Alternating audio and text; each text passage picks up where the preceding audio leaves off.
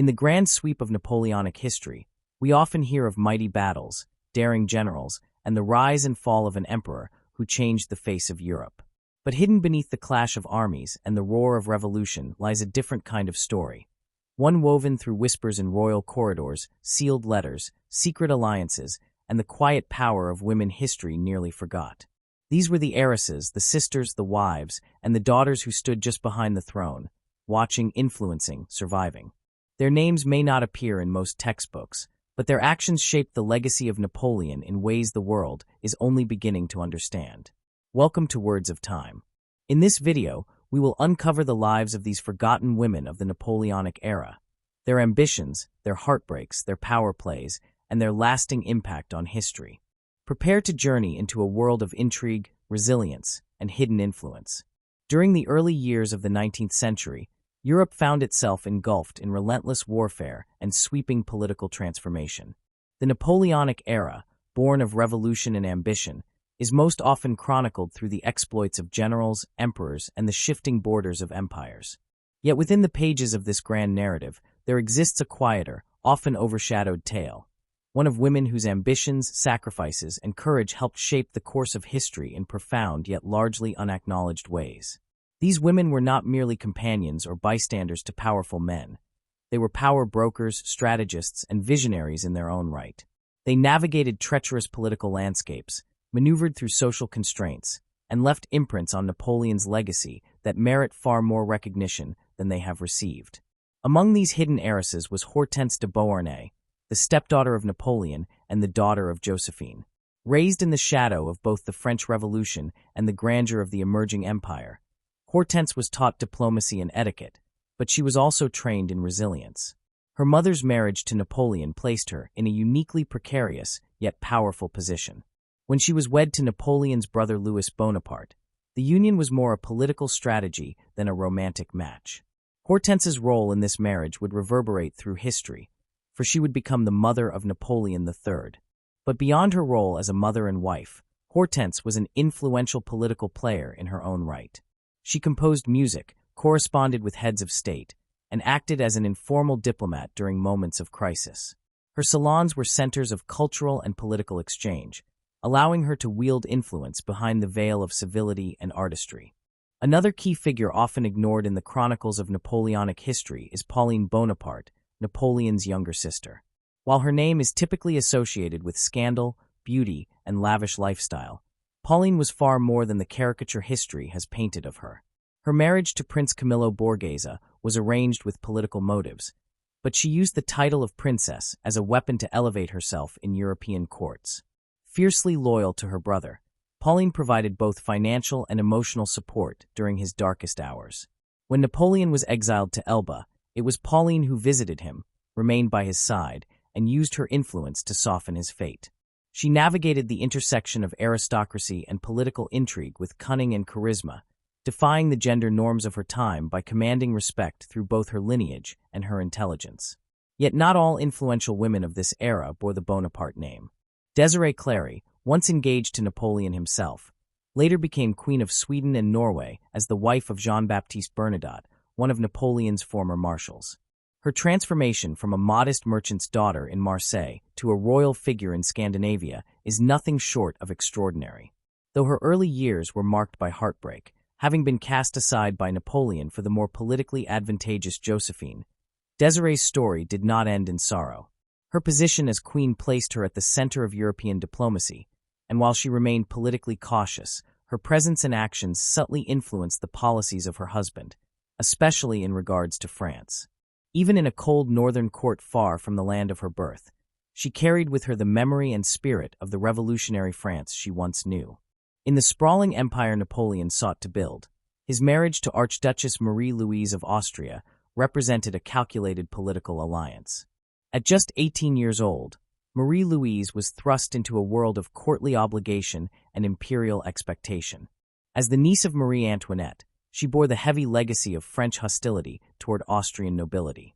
Initially reluctant and fearful, she grew into her role with unexpected resolve. Despite being viewed by many as a pawn in a larger game, Marie-Louise proved to be a stabilizing force within the volatile imperial family.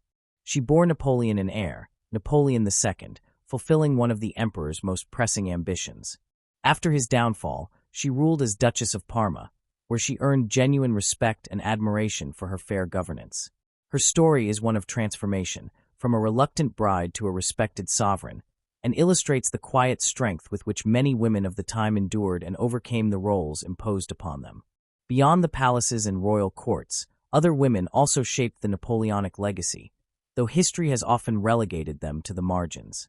One such woman was Germaine de Staël, a formidable intellectual and fierce critic of Napoleon. A prolific writer and salonier, Madame de Staël used her pen as a sword against tyranny, challenging the authoritarian direction of the empire. Her writings on liberty, romanticism, and politics were widely read and influential across Europe. Though Napoleon feared her influence and ultimately exiled her from France, her ideas could not be silenced. She gathered around her a circle of artists, thinkers, and exiles, fostering a culture of resistance and enlightened thought that undermined the monolithic image Napoleon sought to construct. Her courage in the face of repression and her commitment to free expression remind us that influence is not always exercised through proximity to power, but often through the defiant use of. Yet another woman who demonstrated the complexity of loyalty and ambition was Caroline Bonaparte, Napoleon's youngest sister. Unlike Pauline, Caroline pursued direct political influence with unrelenting ambition. She married Joachim Murat, one of Napoleon's most trusted generals, and through this marriage, she ascended to the throne of Naples as queen. Caroline did not sit idly on this throne. She ruled with determination, often challenging her brother's decisions and asserting the autonomy of her court. She and Murat made bold attempts to preserve their kingdom, even as the Napoleonic Empire began to crumble. While her actions have been criticized as self-serving, they also reveal the struggle of a woman determined to protect her family's future in a world unraveling around her. Caroline's political maneuvering and eventual betrayal of Napoleon reflect the complex web of loyalty, ambition, and survival that defined the era. While these women operated in vastly different contexts, they shared common threads: a refusal to be silent, a capacity for reinvention, and a keen understanding of the political forces shaping their world. Whether born into nobility or rising from modest origins, they each faced challenges unique to their gender and status, yet their responses were marked by intelligence, strength, and adaptability.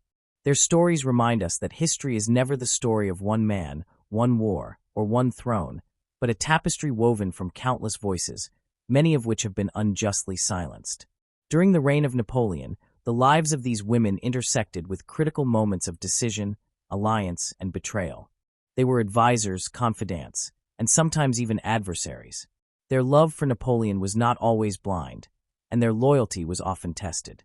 In many cases, they were more pragmatic than the men around them, recognizing when tides were turning and adapting with remarkable foresight. Some, like Hortense and Caroline, held on to political power as long as they could.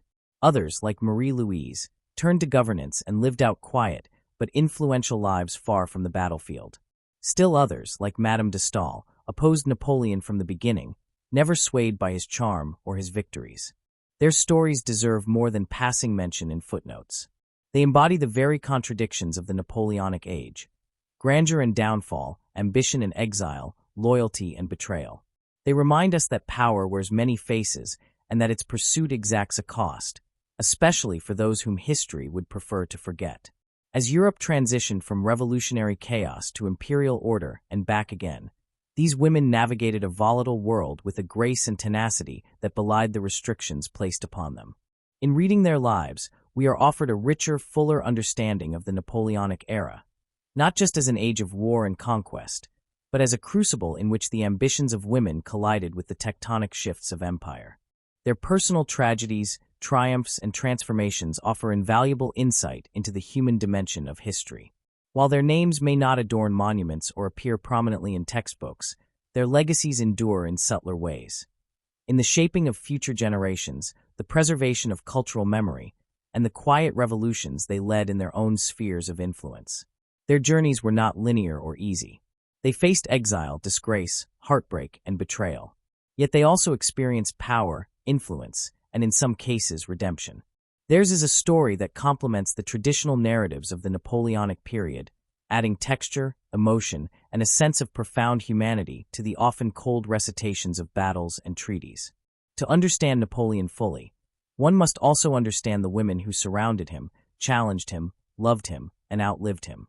Their influence was not always obvious or immediate, but it was enduring. Through their intelligence, courage, and resilience, these hidden heiresses carved out spaces for themselves in a world that offered them few formal opportunities to lead. In doing so, they reshaped the very fabric of European society in ways that continue to ripple through history. Their voices, long obscured by the noise of cannon fire and imperial decrees, are beginning to be heard again. As we revisit the past with clearer eyes, we see in them the early contours of the modern woman, ambitious, strategic, and unwilling to accept silence as her only inheritance. Their stories do not belong to the margins.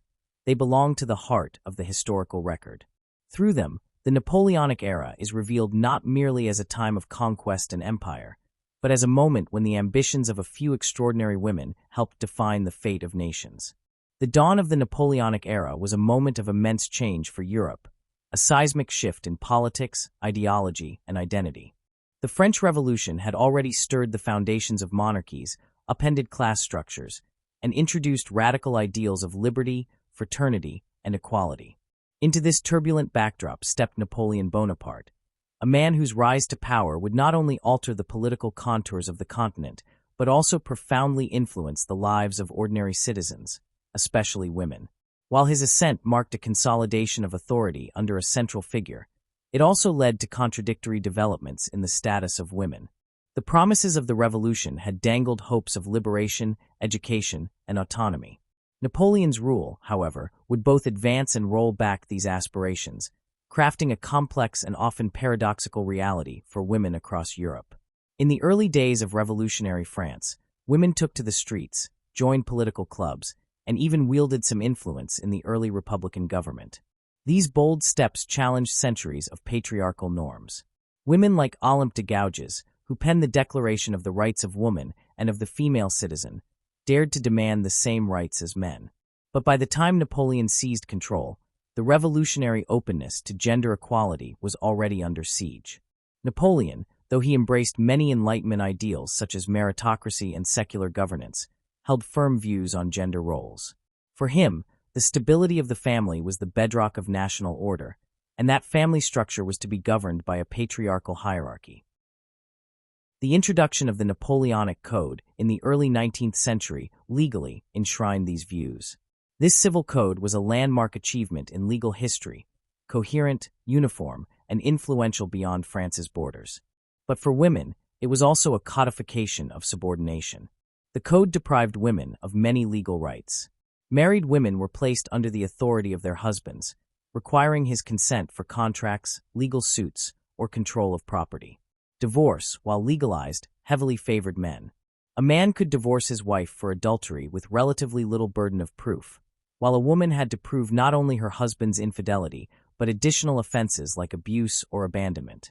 In the eyes of the law, women were treated as dependents, much like children or wards, whose primary role was to support the household and raise citizens loyal to the empire. And yet, despite these legal constraints, the Napoleonic era did not reduce all women to mere domestic figures. The empire's vast territorial reach, from the Iberian Peninsula to the edges of Russia, created new economic, educational, and even social opportunities for some women.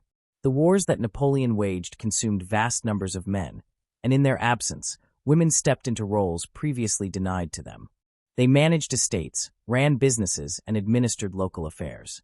Though these acts were often seen as temporary responses to necessity, many women used these roles to prove their capabilities, slowly reshaping perceptions of female competence in society.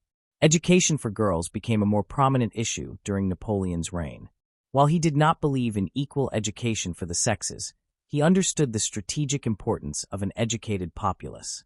Girls' education was framed as necessary to produce virtuous mothers and loyal wives rather than intellectual equals. As a result, institutions for girls emphasized moral instruction, domestic training, and basic literacy.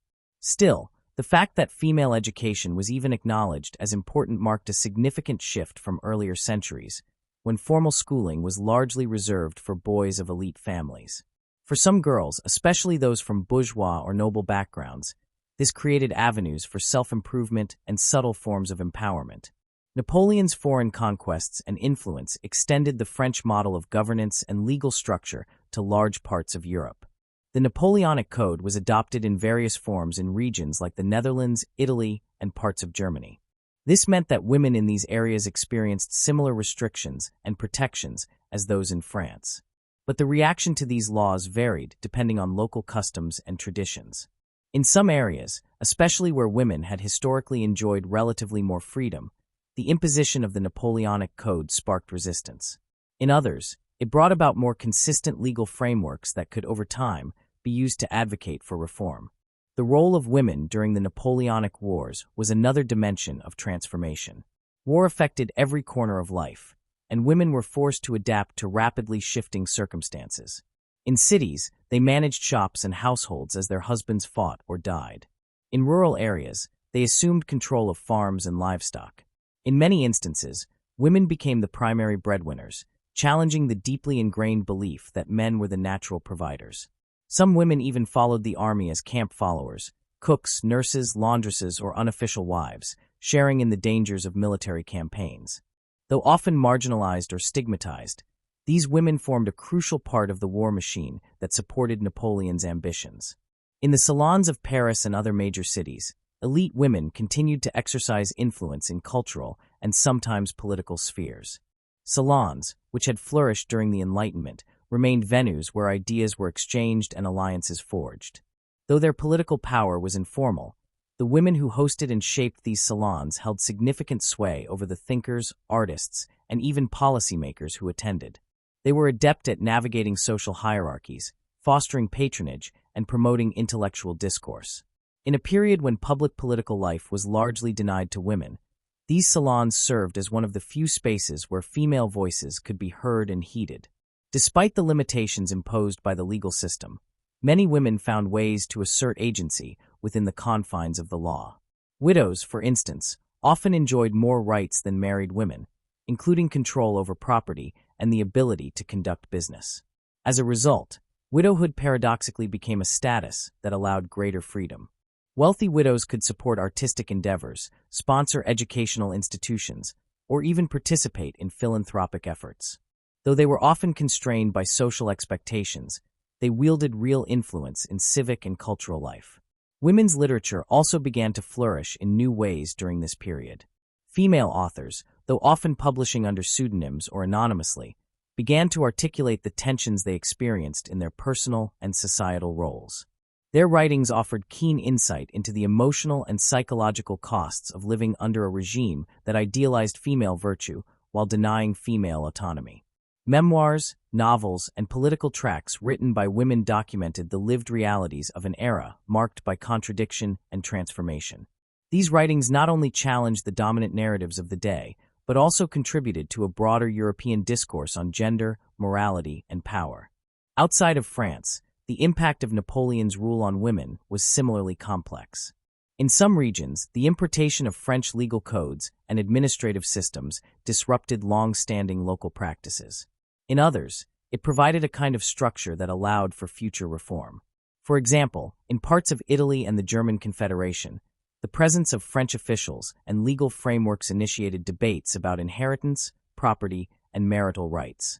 Though these debates often maintained the patriarchal status quo, they created new platforms for discussion.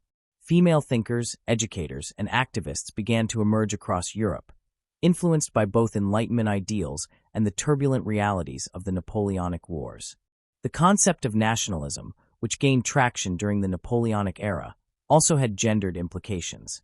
Women were increasingly seen as the cultural bearers of the nation, tasked with instilling patriotic values in their children and upholding the moral fabric of the community. This symbolic role elevated their status in the abstract, but often justified their exclusion from formal politics. Still, many women embraced this role with a sense of purpose and pride, seeing it as a way to contribute meaningfully to their nation's identity and future. Some became educators, writers, or reformers, shaping national narratives in subtle but powerful ways. Religion also played a significant role in shaping women's experiences during this era. Napoleon's concordat with the Catholic Church re-established religious authority in France, and with it came renewed emphasis on traditional family values and gender roles. While this reinforced many patriarchal norms, it also provided women with roles within religious life, particularly in charitable and educational work. Convents, which had been closed during the Revolution, were gradually reopened, offering women a spiritual and communal space that sometimes served as a refuge from the constraints of marriage and motherhood. Though the Napoleonic era ended with the emperor's final defeat and exile, the social changes it sparked continued to resonate.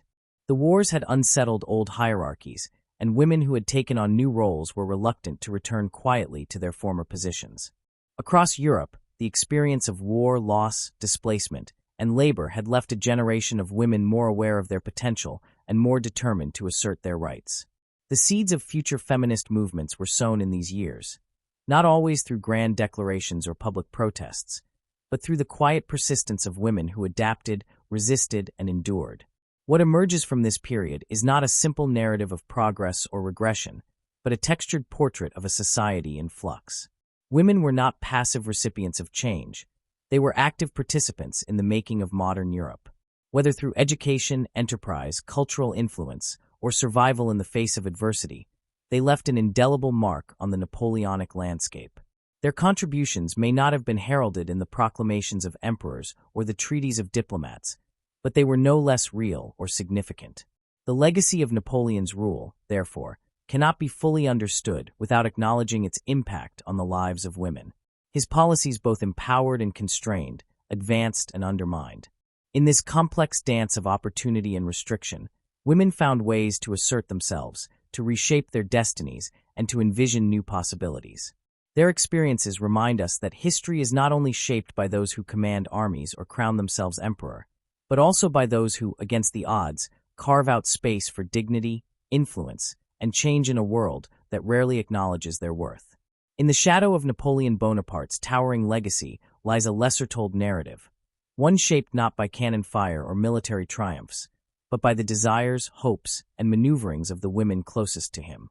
These were the heiresses to his legacy, either by blood, by marriage, or by intricate political connection. Their names are not often etched into stone or emblazoned across history books, but their lives were no less extraordinary. Born into a world poised on the edge of revolution and empire, they were not merely silent observers. Each of these women carried a story of ambition, strategy, heartbreak, and resilience. Each walked the knife's edge between privilege and powerlessness, carving spaces for themselves in a world built for men, but changed by the decisions they helped shape. Among the most significant of these figures was Hortense de Beauharnais. Born to Josephine, Napoleon's first wife, Hortense's position within the imperial family was central yet precarious. She was raised during the final years of the French Revolution and brought into the imperial court when her mother married Napoleon. Hortense was not just a daughter. She became a symbol of dynastic continuity when she was married to Napoleon's brother, Louis Bonaparte. Though the marriage was arranged for political purposes and their relationship fraught with incompatibility, she fulfilled her role as dynastic bridge by giving birth to a son who would become Napoleon III. Yet Hortense was more than a vessel for dynastic ambition. She was a gifted musician, an intellectual, and a woman of delicate grace combined with quiet strength. She often found herself torn between loyalty to her son, devotion to Napoleon, and the constraints imposed upon her by both men. When her husband, Louis, took the throne of Holland and later fled, and when Napoleon fell, Hortense was left to navigate exile and disgrace alone. In doing so, she emerged as a survivor, graceful in defeat, quietly defiant, and always maintaining the dignity that her role demanded. Another of the central heiresses was Caroline Bonaparte, Napoleon's younger sister. Unlike the more passive or reluctant figures around her, Caroline was a firebrand of ambition. From a young age, she understood the value of strategic alliances and power. Her marriage to Joachim Murat, one of Napoleon's most charismatic generals, was more than romantic. It was a move of shrewd calculation. Together, Caroline and Murat climbed the ladder of imperial favor, eventually becoming King and Queen of Naples. But Caroline did not remain in the shadows. She was assertive in state matters, participated in governance, and even advised her husband on military decisions. When Napoleon's empire began to unravel, Caroline was among those who shifted loyalties in a last-ditch attempt to preserve her family's rule. Her ultimate betrayal of Napoleon in hopes of securing her own throne may paint her as disloyal in some accounts, but others see in her the clarity and courage of a ruler unwilling to go down with a collapsing empire. Her actions were not simply born of selfishness, but from an acute understanding of survival in a world that rarely left space for female agency. Napoleon Bonaparte, another of Napoleon's sisters, represents a very different facet of the imperial family. Known for her beauty and often dismissed as a frivolous socialite, Pauline's story is one of misunderstood strength and quiet loyalty. Her marriages, first to General Leclerc, who died during the disastrous campaign in Saint-Domingue, and then to Prince Camillo Borghese, were politically significant but ultimately marked by personal disillusionment. Despite this, Pauline never abandoned her familial role. She remained one of the few who stayed close to Napoleon during his exile on Elba, bringing him comfort, resources, and counsel when others had deserted him. Though she cultivated a reputation for decadence and luxury, beneath that surface lay a woman capable of fierce devotion and complex emotional depth. Her apparent contradictions, loyal yet pragmatic, self-indulgent yet self-sacrificing, make her one of the more enigmatic and human of the Napoleonic heiresses. The influence of these women extended beyond Napoleon's immediate family. Archduchess Marie-Louise of Austria, Napoleon's second wife, stood at the intersection of political expediency and personal resilience.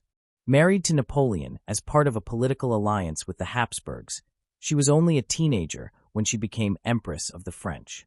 Her life was swiftly transformed from that of an Austrian noble to the consort of the man who had once invaded her homeland. At first fearful and reserved, she grew into her role with unexpected grace. She bore Napoleon a son, known as the King of Rome, fulfilling his dream of dynastic succession. Yet when the empire crumbled, Marie-Louise did not follow Napoleon into exile. Instead, she returned to Austria and later ruled as Duchess of Parma, where she earned respect as a capable and fair ruler. Her decisions were not simple betrayals, but pragmatic steps to preserve her son's future and her own autonomy. In a world where women were expected to follow rather than lead, Marie-Louise's choices reflected the burdens placed on her and the quiet strength with which she bore them. Désirée Clary, the daughter of a Marseille silk merchant and once Napoleon's fiancée, is another remarkable figure who witnessed history from both within and outside its central drama. After Napoleon ended their engagement to marry Josephine, Désirée went on to marry Jean-Baptiste Bernadotte, one of Napoleon's marshals, who would later be elected crown prince and then King of Sweden. Her journey from the bustling markets of southern France to the icy courts of Stockholm was a stunning transformation. Though she often struggled with her role in the rigid Swedish monarchy and never fully embraced her royal duties, Désirée's life is a testament to the unpredictable pathways carved out by political alliances. As Queen of Sweden and Norway, she occupied a significant symbolic role and witnessed the full arc of Napoleon's rise and fall from a unique vantage point. She remained in touch with elements of her French identity, even while embodying a Scandinavian crown. In her contradictions, her longing for France, her distance from courtly traditions, her reluctant participation in political life, Désirée embodied the complex dislocation experienced by many women who were caught in the sweeping changes of empire. While the public stage of Napoleonic power often belonged to men, these women exerted their influence in quieter, sometimes subtler ways. Their power was rarely formal, rarely recognized, but deeply felt. Through marriage, motherhood, correspondence, and social engagement, they maneuvered through a court that was both dazzling and dangerous. They had to navigate jealousy, rivalry, the weight of dynastic expectations, and the capricious nature of Napoleon's own ambitions. Their personalities ranged from fiery to introspective, their desires from personal fulfillment to political significance. And in their stories, we find a tapestry of ambition shaped not by grand conquest, but by emotional survival, clever strategy, and social negotiation. These heiresses each faced obstacles not only from the world around them, but from within their own families. As Napoleon consolidated his power, he expected his relatives, especially the women, to act as instruments of his will. Their marriages were not expressions of love, but tools of alliance. Their children were not solely theirs, but parts of a larger dynastic project. When they expressed individual desires, whether for affection, influence, or independence, they often collided with the rigid structures of court life and the broader political forces of Europe. In spite of this, They carved identities beyond the roles assigned to them. They cultivated art, maintained complex relationships, and in many cases, made crucial decisions that would shape the future of their nations. Behind the facades of palace walls, these women formed networks of influence that extended across borders. They wrote letters that carried sensitive political information. They hosted salons that were breeding grounds for diplomacy and intrigue. They mentored younger women and built alliances that served not only their personal interests, but sometimes larger political causes. In their vulnerabilities, they revealed the emotional toll of living in the public eye. In their strategies, they demonstrated that power is not always loud, nor always acknowledged, but often just as real as the decrees issued from imperial thrones. Their stories did not end with Napoleon's downfall. Some faded into quiet exile, like Pauline. Others, like Hortense and Marie-Louise, adapted to new realities, reshaping their identities in exile or within smaller courts. Caroline's political gambles left her isolated, but never forgotten. Desiree remained a queen, her past in revolutionary France slowly fading behind her royal mask. And through it all, the memory of their connection to Napoleon remained both a blessing and a burden, a reminder of a time when their lives were part of the great wheel of history turning with relentless speed. These women were not merely satellites orbiting Napoleon's star. They were creators of their own stories, sometimes in alignment with his vision, sometimes in defiance of it. Their experiences illuminate the human cost of empire, the price paid in personal freedom, emotional peace, and intimate connection. In them, we see both the glamour of court life and the loneliness it often hid. We see the hope of dynastic dreams and the heartbreak of their dissolution. And above all, we see that history's great movements are never the work of one man alone, but of countless individuals, many of whom work in silence, in shadows, or from behind closed doors. The legacy of these heiresses is not always easy to trace, but it is there, in the reforms that followed, in the lives of their descendants, and in the evolving role of women in European politics and society. They were not revolutionaries in the traditional sense, but they lived through revolutions, political, social, and personal, and emerged with their voices, their stories, and their dignity intact. Their names may not be etched on battle honors, but they remain essential to understanding the fabric of the Napoleonic era. To examine their lives is to glimpse not only their individual strengths and weaknesses, but also the broader structure of a world in transformation. It is to see the complexity of ambition, the fragility of power, and the resilience required to survive in a male-dominated hierarchy that both elevated and confined them. In their triumphs and failures, their calculated decisions and emotional truths, they offer us a more complete picture of what it meant to be part of Napoleon's legacy. Not as a soldier or general, but as a woman, a daughter, a sister, a mother, and in many ways, a silent architect of empire. Though rarely featured in the annals of military triumphs or etched into the grand halls of political power, the women who surrounded Napoleon Bonaparte were far more than decorative presences at court. They were not merely wives, sisters, or consorts to a powerful man. They were unseen architects of diplomacy, silent influencers of public sentiment, and cultural patrons who subtly yet decisively altered the trajectory of the era. Their names might not appear in the battlefield dispatches or state treaties that define the Napoleonic era, but their fingerprints are nonetheless present on the machinery of that tumultuous time. Through their choices, relationships, and unwavering pursuit of agency in a restrictive world, they shaped both the legacy of Napoleon and the broader socio-political landscape of Europe. These women, each in her own way, acted as intermediaries between empire and society. Their salons became more than gathering spaces for aristocrats and artists. They were crucibles of political thought, of maneuvering, of persuasion. In an age when the official avenues of statecraft were closed to them, women used the tools available, language, art, emotion, influence, to direct the currents of discourse and power. The salon culture, especially in Paris, was pivotal in defining the political atmosphere. Many of Napoleon's decisions, particularly in the domestic sphere, were informed by the subtle pressures and opinions formed in these elite, socially fluid gatherings. Women like Madame Récamier and Madame de Staël, though not part of Napoleon's family, were influential in spreading ideas, fostering opposition, and championing reforms through both intellectual and social means. While these two were not heiresses in the traditional sense, their prominence exemplifies the cultural environment that Napoleon's female relatives also inhabited and manipulated to their advantage. Hortense de Beauharnais, daughter of Josephine and stepdaughter to Napoleon, was a master at navigating this space. She was known not only for her beauty and grace, but also for her cultivated mind and political sensitivity. Through her music and poetry, she created a cultural haven that attracted thinkers, artists, and potential allies. But beyond aesthetic contributions, Hortense's real power lay in her role as a link between Napoleon's legacy and the next generation. As the mother of Napoleon III, her efforts in shaping her son's political education and maintaining the Bonaparte name during periods of exile and disgrace were foundational to the eventual restoration of the Bonapartist line. She shielded him, educated him, and promoted his claim with a quiet but relentless determination. Without her strategic guardianship and symbolic embodiment of imperial continuity, the rise of the Second Empire might never have occurred.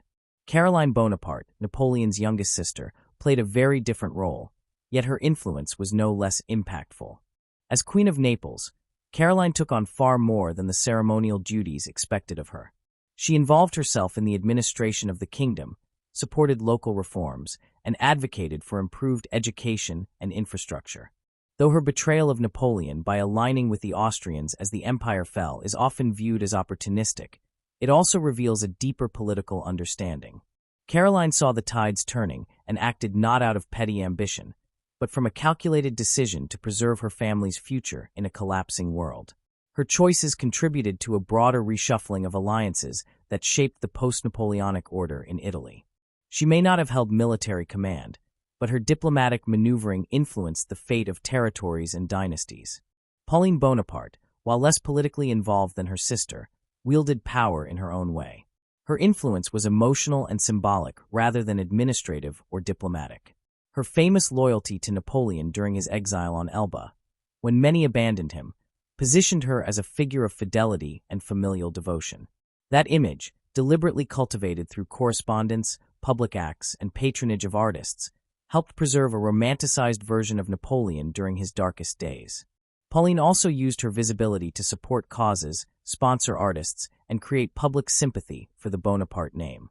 Her image was not just a reflection of beauty, but a political tool, one she used to reframe the narrative of her family in times of disgrace. Marie-Louise of Austria, Napoleon's second wife, had a different path to influence. Though often cast as passive, her actions after Napoleon's fall reveal a complex negotiation of personal and political loyalties. As the mother of Napoleon's only legitimate son, she was the living embodiment of the dynastic aspirations of the empire. Following Napoleon's exile, she did not follow him into obscurity, but instead took up governance of Parma as duchess. Her rule, though small in scale, was progressive and effective. She worked to improve education, promote welfare, and modernize administration. In doing so, she demonstrated that the role of a female leader could be more than symbolic. Her ability to maintain stability in Parma during a time of upheaval provided a model of enlightened rule that stood in contrast to the often destructive ambitions of men at war. Marie-Louise's greatest legacy, however, may lie in her protection and education of the King of Rome, her son with Napoleon. Though separated from him by political necessity, she ensured that his identity and heritage were preserved, even as she navigated the minefield of Austrian and European politics.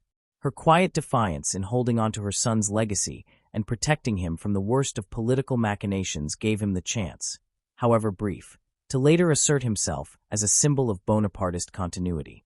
Désirée Clary, once Napoleon's fiancée and eventually Queen of Sweden, presents a fascinating study in unintended influence. Her marriage to Jean-Baptiste Bernadotte, who would later become King Charles XIV John of Sweden, placed her at the heart of a nation that would become a crucial player in the downfall of Napoleon. Though Désirée never embraced court life in Stockholm and often struggled with the rigid expectations of royalty, her symbolic role helped legitimize Bernadotte's rule. Her very presence, as a woman of French origin tied to the Bonapartes, softened the image of her husband and helped bridge the cultural divide between French ideals and Swedish monarchy. More than that, she maintained correspondence with figures in France and Sweden, served as a quiet cultural intermediary, and lived long enough to witness the profound transformation of Europe's power structures. Her reluctant yet enduring presence on the Swedish throne symbolizes the unpredictable ways in which personal relationships can evolve into political legacies. In addition to individual acts, these women collectively shaped the emotional and cultural identity of the Napoleonic era. They were muses to poets, patrons to composers, and commissioners of art and architecture. Their tastes influenced the decorative styles of imperial Europe.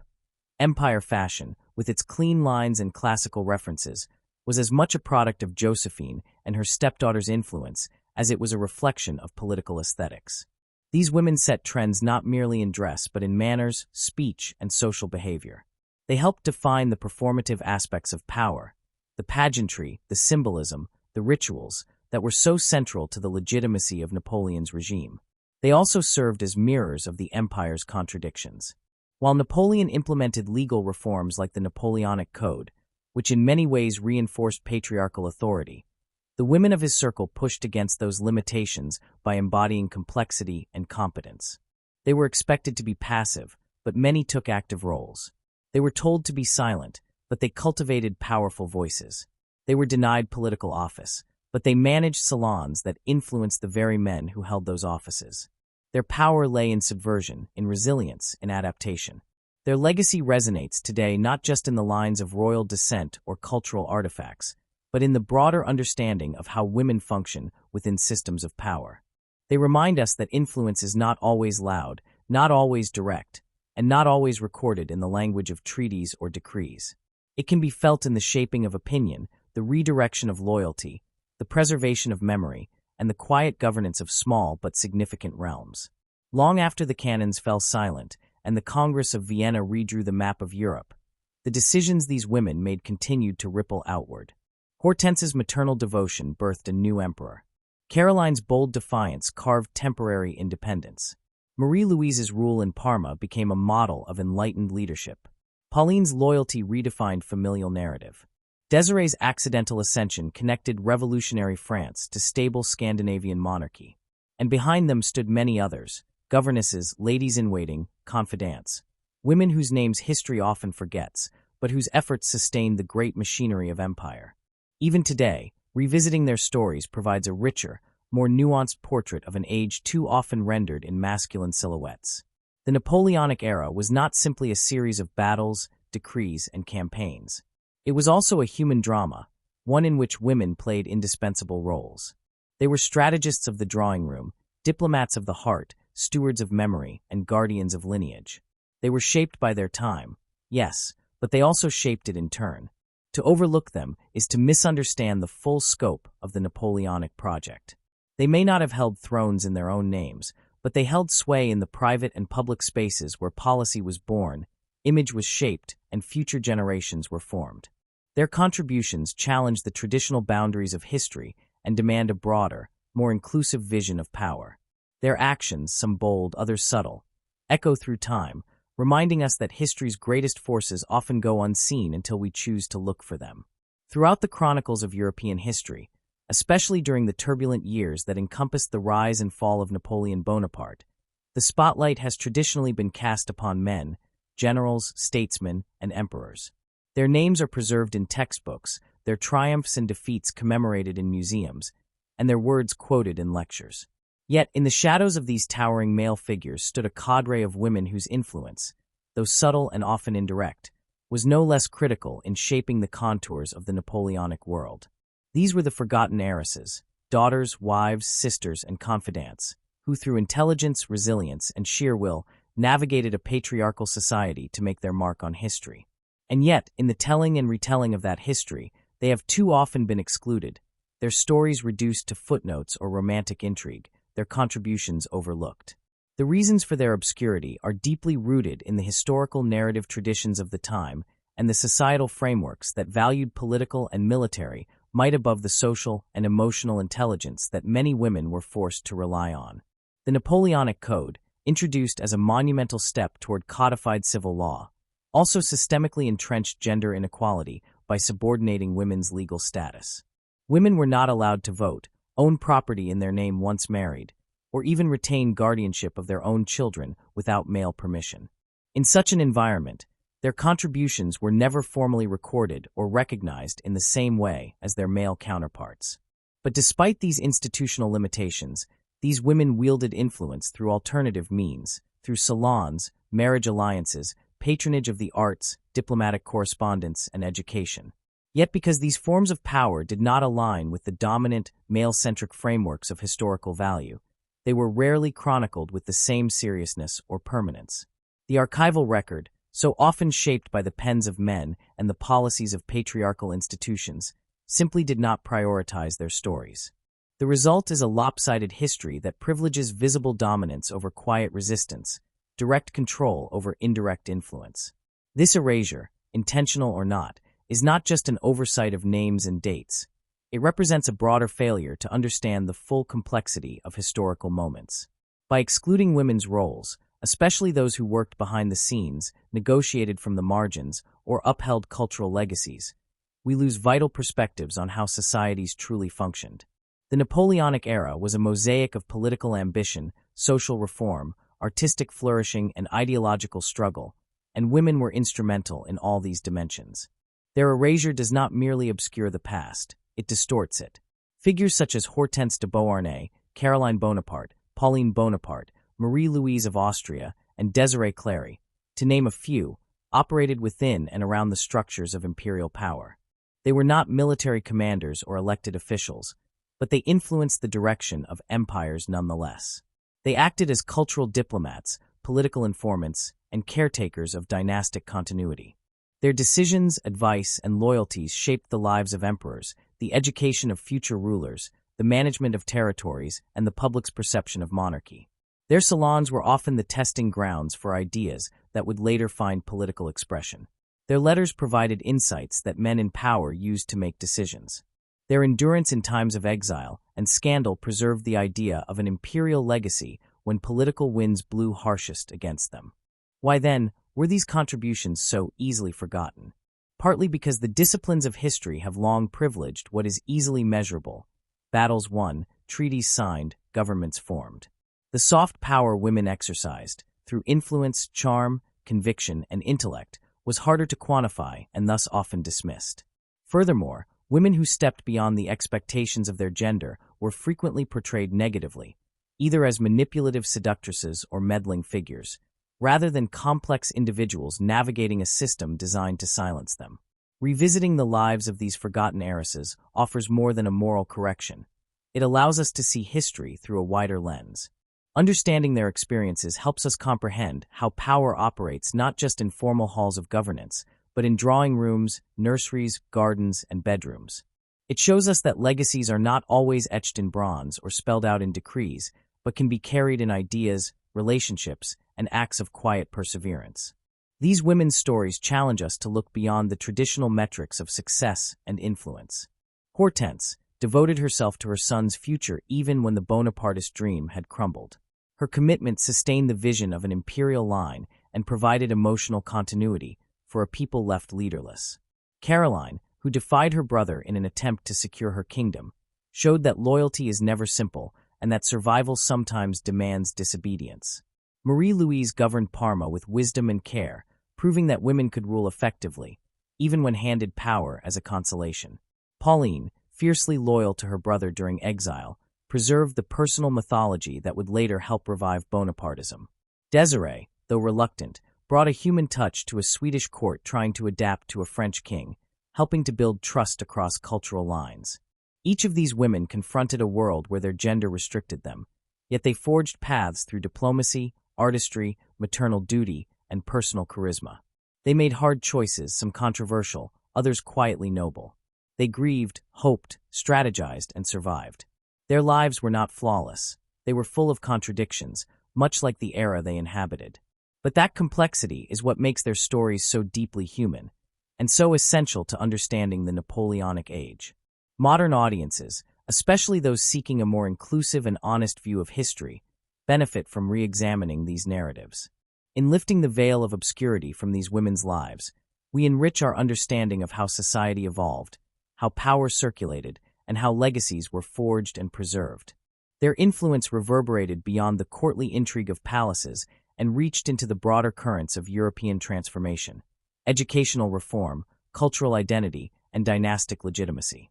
It is also important to note that the marginalization of women's historical contributions is not unique to this era.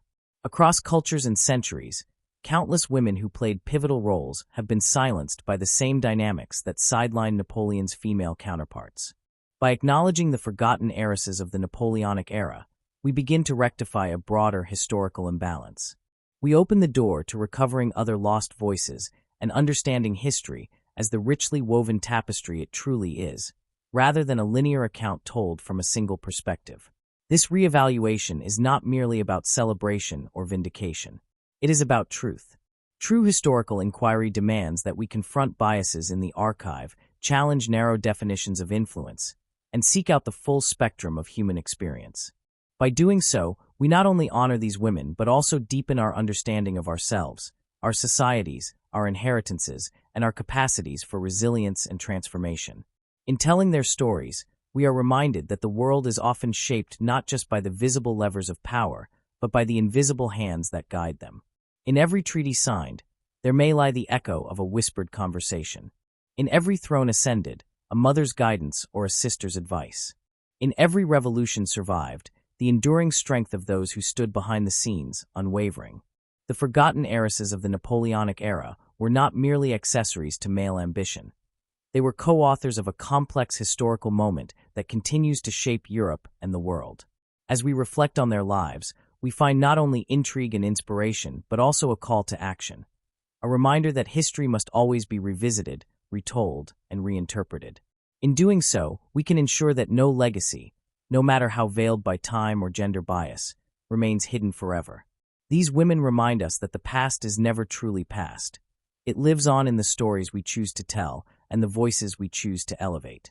And so, let us end on a hopeful note, not just in tribute to those remarkable women who shaped their world in silence, but also with a renewed commitment to uncover the full, vivid truth of history.